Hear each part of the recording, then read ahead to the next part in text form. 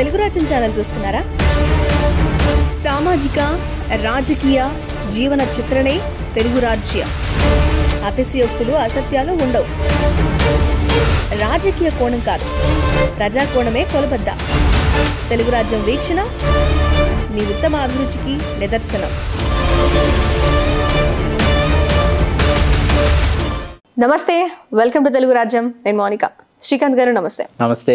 మనం చాలా సామాజిక వర్గాలకు సంబంధించి కొన్ని వీడియోస్ చేస్తూ వచ్చాం. అయితే ఇప్పుడు బీసీల గురించి ఒకసారి మాట్లాడుకుందాం సార్. వాళ్ళ పర్సంటేజ్ ఎంతమంది ఉన్నారు వాళ్ళు? అండ్ బీసీలకు న్యాయం చేస్తామంటూ ముఖ్యమంత్రిగా ఉన్న ఆయన లేదా ఎవరికి వాళ్ళు చెప్తూ వచ్చారు వాళ్ళకి న్యాయం చేసేది మేము ముందుంటాం. నిజంగా ముందున్నారు? ఎవరు ఎంత సీట్స్ ఇచ్చారని ఒకసారి మనం మాట్లాడుకుందాం శ్రీకాంత్ గారు. తప్పకుండా. బీసీ అనేది ఒక బ్రహ్మ పదార్థం మౌనిక. దీన్ని నేను బ్రహ్మ పదార్థం అని ఎందుకన్నానంటే వాస్తవంగా 45% వెనుకబడిన తరగతులు ఆంధ్రప్రదేశ్లో కనిపిస్తారు మనకు. 45%. ఈ 45%లో ఏమైందంటే పరిపాలనా సౌలభ్యం కోసం బ్రిటిష్ ఇండియా నాటి నుంచి ఓసీ, బీసీ, ఎస్సీ, ఎస్టీ అని పిలవడం జరిగిందే కానీ బీసీలలో వర్గీకరణ ABCDE అని 5 రకాలుగా బీసీలను వర్గీకరించారు. BC group A, BC group B, BC group C, BC group D, BC group E. సరే, వర్గీకరించిన తర్వాత ఎవరు కూడా మీది ఏ కులం అని అడిగితే నేను బీసీని ఎవరు చెప్పరు. నేను యాదవుడిని అంటారు, నేను గౌడ్ని అంటారు, నేను ఫిషర్మ్యాన్ అంటారు, నేను ముదిరాజ్ అంటారు, నేను వాల్మీకిని అంటారు, నేను పద్మశాలిని అంటారు, నేను ఉత్తరాంధ్ర కాపుని అంటారు, లేకపోతే నేను ఉత్తరాంధ్ర వెలమని అంటారు, కాళింగుని అంటారు, గవర అంటారు, వడ్డెర అంటారు. ఇట్లా మనకు రజకుడు, మనకు క్షురకులు, వీళ్ళందరూ కూడా ఇట్లా 125 కులాలు ఉన్నాయి వెనుకబడిన తరగతుల్లో. 125 పై మాట తెలుగు నేల మీద ఒక్క ఆంధ్రప్రదేశ్లో 125కు పై చిలుకు వెనుకబడిన తరగతులు కనిపిస్తాయి. అయితే వీటిలో బాగా రాజకీయంగా లబ్ధి పొందినటువంటి కులాలు 4-5కు మించి కనిపించవు. 4-5కి మించి ఉత్తరాంధ్ర కాపులు, ఉత్తరాంధ్ర వెలమలు, తర్వాత యాదవులు, గౌడ్సు. ఆ తర్వాతే మీకు పద్మశాలి అయినా, మత్స్యకారుడైనా, లేకపోతే కాళింగులైనా మీకు ఎక్కడో అవకాశం అందిపుచ్చుకున్నటువంటి దాఖలాలు కనిపిస్తాయి తప్ప. కాళింగులు అంటే శ్రీకాకుళం జిల్లాలో అంతే. శ్రీకాకుళం జిల్లా అవి దాటి మళ్ళీ వైజాగ్లోనో విజయనగరంలోనో కాళింగులు మళ్ళీ మీకు కనిపించారు. గవర్లు కూడా మీకు వైజాగ్లో ఉన్నటువంటి గవర్లు మళ్ళీ మీకు ఎక్కడ వాళ్ళు ప్రాతినిధ్యం వహించినటువంటి దాఖలాలు ఎక్కడా కనపడవు. అంతే తప్ప మీరు తీర ప్రాంతం అంతా మత్స్యకారులు ఉన్నప్పటికీ మత్స్యకారులకు అందినటువంటి అవకాశాలు చాలా తక్కువ. ఎక్కడో ఒక మోపిద వెంకటరమణారావు, లేకపోతే ఎక్కడో ఒక కొల్లు రవీంద్ర ఇట్లా కనిపిస్తారు మీకు. అంత క్రితం నడికుదుటి నరసింహారావు అని ఇట్లా మీకు కనిపిస్తారు తప్ప మీకు మత్స్యకారులు గంపగొత్తగా తీర ప్రాంతం అంతా మత్స్యకారులే. మరి వాళ్ళకి అవకాశాలు వెల్లువెత్తాలి కదా, వాళ్ళు అందిపుచ్చుకోలేకపోయారు.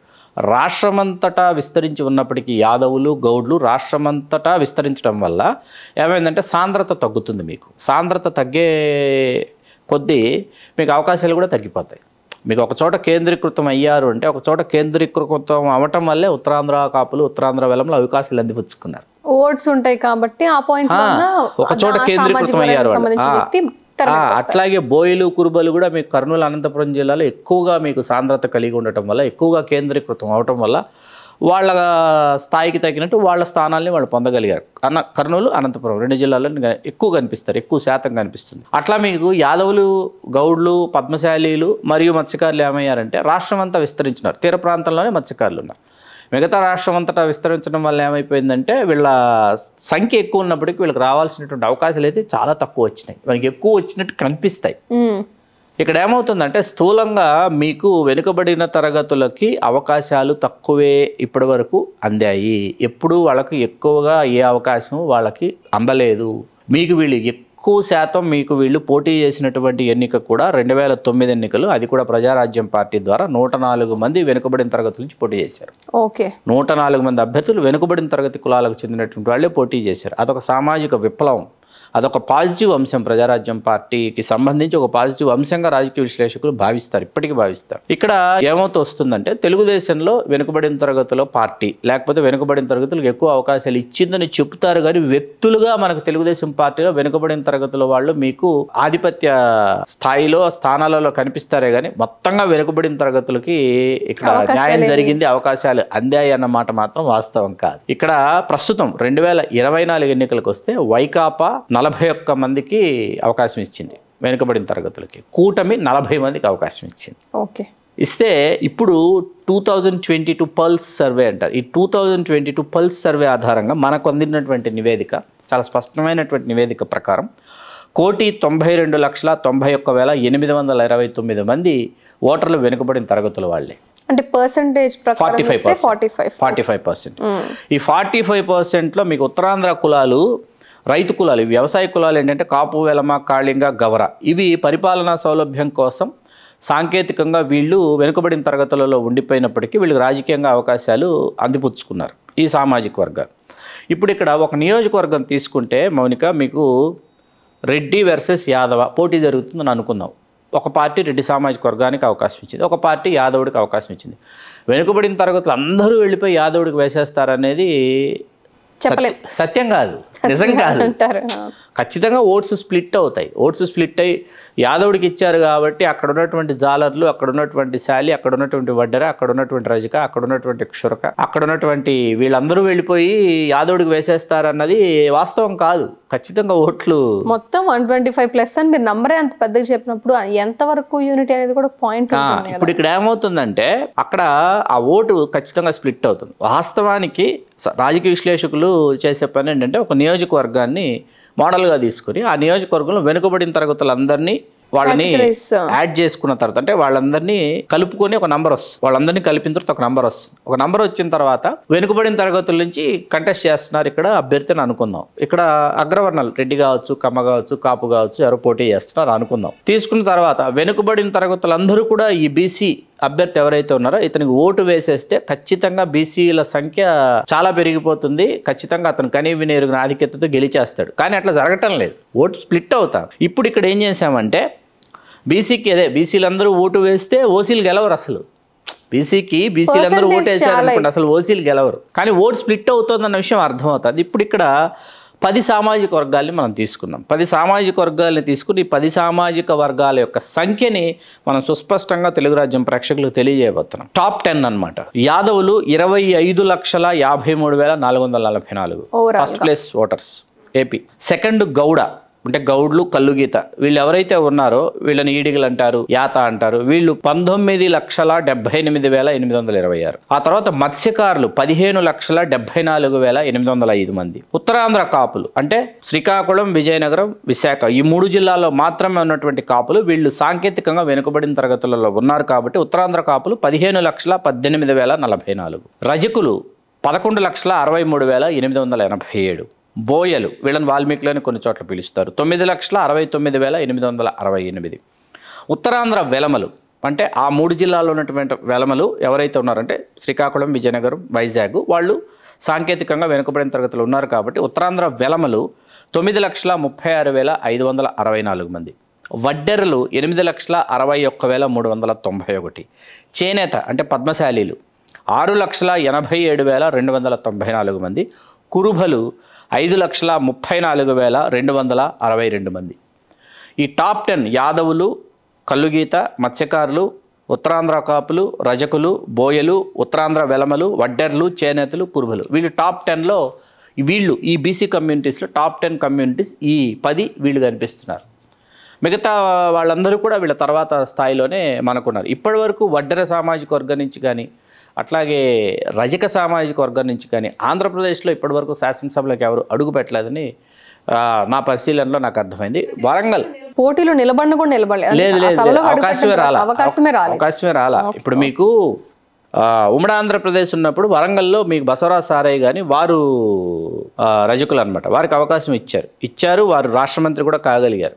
అవి ఇప్పటివరకు ఇవ్వలేదు, రజకులు కాలేదని చెప్పేసి వారికి అవకాశం ఇవ్వటం జరిగింది. ఇక క్షురకులు కానీ ఇట్లా అసలు ఇంకా కళావంతులు మీకు శాసనసభలో అడుగుపెట్టినటువంటి సందర్భాలు ఉన్నాయి, కానీ క్షురకులు అసలు అడుగు పెట్టలేదు. ఇట్లా మీకు కనిపిస్తాయి అనమాట. అట్లాగే కంసాలి, విశ్వబ్రాహ్మణులు అంటాం కదా, వాళ్ళకి కూడా అవకాశం రాలా ఆంధ్రప్రదేశ్లో. ఇట్లా మీకు చాలా సామాజిక వర్గాలు మీకు కనిపిస్తాయి ఆంధ్రప్రదేశ్కి వచ్చేటప్పటికి. ఇక్కడ ఏమవుతా ఉందంటే వెనుకబడిన తరగతులు గంపగొత్తగా ఉన్నటువంటి ఒక నియోజకవర్గం ఏదైనా మనం ప్రొద్దుటూరు అనుకుందాం, ఉదాహరణకు ప్రొద్దుటూరు తీసుకుందాం. ప్రొద్దుటూరు తీసుకుంటే పద్మశాలీలు అధికం. అక్కడ పద్మశాలీలకు అవకాశం రాలా, పోటీ చేయడానికి అవకాశమే రాలా. పక్కనెక్కడో జమ్మలమడుగు నియోజకవర్గంలో 6 ఎన్నికలు ఎదుర్కొన్నటువంటి వ్యక్తి కుందారామయ్య గారిని పద్మశాలి, బలమైనటువంటి రెడ్డి సామాజిక వర్గానికి పెట్టనికోట లాంటి నియోజకవర్గం జమ్మలమడుగులో 6 ఎన్నికల్లో పోటీ చేసి 3 ఎన్నికల్లో గెలిచినటువంటి ఒక పద్మశాలి మీకు జమ్మలమడుగులో కనిపిస్తాడు, కుందారామయ్య గారిని. అసలు పద్మశాలీలు గంపకొత్తగా ఉన్న ప్రొద్దుటూరులో పోటీ చేసినటువంటి దాఖలాలు ఎక్కడ మనకు కనపడవు అనమాట. అంటే పోటీ చేయనటువంటి పరిస్థితులు పోటీ చేయనటువంటి, ఎందుకు పోటీ చేయటం లేదంటే అవకాశం ఇవ్వటం లేదు కాబట్టి. రాజకీయ పార్టీలు ఏవైనా కావచ్చు, వాళ్ళ అస్తిత్వం ఏదైతే ఉంటుందో రాజకీయ పార్టీలకి, వాళ్ళ పునాదులు ఏవైతే ఏ పునాదుల మీద అయితే వాళ్ళ ఆ పార్టీని నిర్మించుంటారో. అంటే ఇక్కడ పర్సన్స్ ఉన్నారా లేదా అనేది కూడా ఇంపార్టెంట్. ఖచ్చితంగా ఉన్నారు, ఖచ్చితంగా వస్తున్నారు, అవకాశాలు రావటం లేదు. ఖచ్చితంగా ప్రతి ఎన్నికకి మీకు ఏంటంటే ఖచ్చితంగా మీకు ప్రతి సందర్భంలోనూ మీకు పుట్టుకొస్తున్నారు.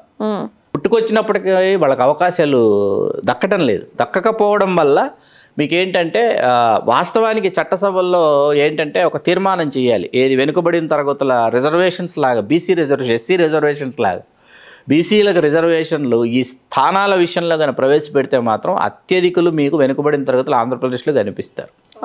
ఖచ్చితంగా కనిపిస్తారు. 45%. 45% is not a small number. 45% BCs అంటే బీసీస్ యునైట్ కావాలి. బీసీస్ యునైట్ అయినప్పుడు యాదవుడికి ఇచ్చినప్పుడు 125 ఉన్నాయని చెప్పిన ఒక యాదవుడికి ఇచ్చినప్పుడు ఏంటంటే మిగతా వెనుకబడిన తరగతులన్నీ కూడా యాదవుడికి మనందరం వేస్తే, ఇందాక అన్నట్టు బీసీకి బీసీ ఓట్ చేస్తే ఓసీలు అసలు గెలవరు. సో ఎప్పుడైతే క్యాలిక్యులేషన్స్ తీసుకున్నామో ఈ పార్ట్ ని మాత్రం క్యాలిక్యులేట్ చేయలేము అనేది స్పష్టమైపోయింది ఇంతకుముందు ఎలక్షన్స్ లో. అయితే బీసీ అనేది మాత్రం బ్రహ్మ పదార్థం కూడా కీలకం అని చెప్పొచ్చు కదా. ఖచ్చితంగా వాళ్ళ ఓట్ షేర్ చాలా ఇంపార్టెంట్. ఆ ఓట్ షేర్ ఇప్పుడు ఈ ఎన్నిక మాత్రం చాలా కీలకమైనటువంటి ఎన్నిక 2024. సో ఈ ఓట్ బీసీసీ ఓట్ షేర్ చాలా మేజర్ రోల్ ప్లే చేస్తుంది. సో ఎలక్షన్స్ కి సంబంధించి కొంచెం మార్పు రావాలనే కోణంలో పరిశీలిస్తే వీళ్ళ vote share key role play చేస్తుంది ఖచ్చితంగా. సో అంటే పర్సెంటేజ్ వచ్చేసి 45 ఉన్నా కూడా అభ్యర్థులు ఒకసారి మనం వైసీపీ నుంచి ఎంతమంది చూస్తే 41 మంది వైసీపీ, 40 కూటమి 40 మందికి అవకాశం ఇస్తే వైసీపీ మాత్రం 41, ఒక్క నంబర్ ఎక్కువైనా అంతవరకు మాత్రమే ఆగిపోగలిగారు. బట్ ఇంకా వాళ్ళకి అవకాశం ఉంది. అంటే 81 మంది పోటీ చేస్తున్నట్టు అంతే ఓవరాల్ గా 81 మంది వెనుకబడిన తరగతులు పోటీలో ఉన్నట్టు వాస్తవానికి ఈ రెండు పార్టీలు ప్రధాన పక్షాల నుంచి. కానీ వాళ్ళ కౌంట్ కి ఇంకా పోటీ చేసి ఖచ్చితంగా ఇప్పుడు 45% అనుకుంటే 175 నియోజకవర్గాలు అసలు 45 స్థానాలు, 45, 75కి మరొక 30 అంటే ఒక్కొక్క పార్టీలో 75 మంది పోటీ పడాలి. 140+ వాళ్ళు పోటీ చేసే అదే 140 అభ్యర్థులు 75 మంది మీకు కనిపిస్తారు. మీకు 75 మంది ఒక పార్టీ, 75 మంది మరొక పార్టీ నుంచి పోటీకి అవకాశం వాళ్ళు అందిపుచ్చుకోవాలి. వాస్తవానికి అంత ఓట్ పర్సెంటేజ్ వాళ్ళకి ఆ రేంజ్లో ఉంది. బట్ అవకాశాలు మాత్రం రావటం వాళ్ళ పర్సంటేజ్కి తగ్గట్టు. ఇక్కడ ఏమవుతుందంటే సోషల్ మీడియాలో కావచ్చు, మెయిన్ స్ట్రీమ్ ఛానల్స్లో కావచ్చు, బీసీలకు ఎక్కడైనా అవకాశం ఇచ్చారనుకోండి, రెండు పార్టీలు బీసీలకు ఇస్తే పలానావాడు పలానావాడికి ఎదిగో ఈ బీసీ అభ్యర్థికి అవకాశం ఇచ్చామని ఎక్కువసార్లు ఎందుకు చెప్తారంటే మేము బీసీలను ఓన్ చేసుకున్నాము, బీసీలకు ఎక్కువ స్థాయిలో సీట్లు ఇచ్చామని ప్రచారం చేసుకోవడం వాళ్ళకు తెలుసు. వాళ్ళకు తెలుసు కాదు కాబట్టి అలా చేస్తారు. ఓ బీసీ పక్షపాతి అని వరుసగా వాళ్ళ తరపు నాయకులు వాళ్ళు అందిపుచ్చుకుంటారు. ఆ గొంతుకు వినిపించడం మొదలు పెడతారు వాళ్ళు. అసలు కారణం మాత్రం అది వెనకబడి ఉందనే మాట వాస్తవం. తెలుసు చాలా చాలా చాలా వెనకబడి ఉంది. ఓకే శ్రీకాంత్ గారు, 45% ఓట్ షేరింగ్ ఉన్న వాళ్ళు తక్కువ వేస్తున్నారు. ఇంకా వాళ్ళ ఓట్ షేరింగ్ వాళ్ళలో ఐక్యత లేకపోవడం అనేది ఒక పాజిటివ్ పాయింట్ లో ఏంటంటే పూర్తి స్థాయిలో రాలేని పరిస్థితులు కూడా ఉన్నాయి. ఎందుకంటే విడిగా ఉన్నారని మీరు చెప్పిన పాయింట్ లో స్ప్రెడ్ అయి ఉన్నారు కాబట్టి ఐక్యత కూడా కొరవడుతుంది అనేది. సో చూద్దాం నెక్స్ట్ ఎలక్షన్స్కి. ఇప్పుడు ఏం చేయలేము, ఎండ్కి వచ్చేసింది, ఏం చేయలేము. నెక్స్ట్ ఎలక్షన్స్కి ఇది ఏమైనా మారుతుందేమో, వాళ్ళ నంబర్ పెరుగుతుందేమో వేచి చూడాలి. బట్ 2024 వరకు మాత్రం ఆ పరిస్థితులు లేవు. 45% ఓట్ షేర్ ఉన్న బీసీల పరిస్థితి గురించి మనం ఇప్పటివరకు శ్రీకాంత్ గారి ద్వారా చాలా విషయాలు తెలుసుకున్నాం. థ్యాంక్ యూ శ్రీకాంత్ గారు. Keep watching Telugu Raj. నమస్తే, నేను మోనిక. తెలుగు రాజ్యం ఇక ఊరూరా రాబోతోంది. దినదిన ప్రవర్ధమానమవుతున్న తెలుగు రాజ్యం ఛానల్కు 2 తెలుగు రాష్ట్రాల్లోని 42 లోక్సభ నియోజకవర్గాల నుంచి న్యూస్ కంట్రిబ్యూటర్స్గా వ్యవహరించడానికి యువతను ఆహ్వానిస్తోంది. జర్నలిజం పట్ల ఆసక్తి, కనీస సామాజిక రాజకీయ పరిజ్ఞానం, స్థానిక పరిస్థితులపై మంచి అవగాహన, స్థానిక పరిచయాలు, గౌరవప్రదమైన జీవనం ఉంటే సరికొత్త సామాజిక విప్లవంలో మీరు కూడా భాగస్వాములు కావచ్చు.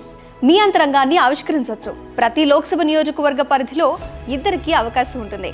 30 నుంచి 35 ఏళ్ల మధ్య వయస్కులై జర్నలిజం పట్ల అభిరుచి, ఆసక్తి కలిగిన యువతి యువకులు తమ వివరాలు, జీవన విధానం, ఆసక్తి గల ప్రాంతం, పాస్పోర్ట్ ఫోటోతో కలిపి ఈ దిగువన నంబర్కు వాట్సాప్ చేయొచ్చు. నంబర్ 8125150555.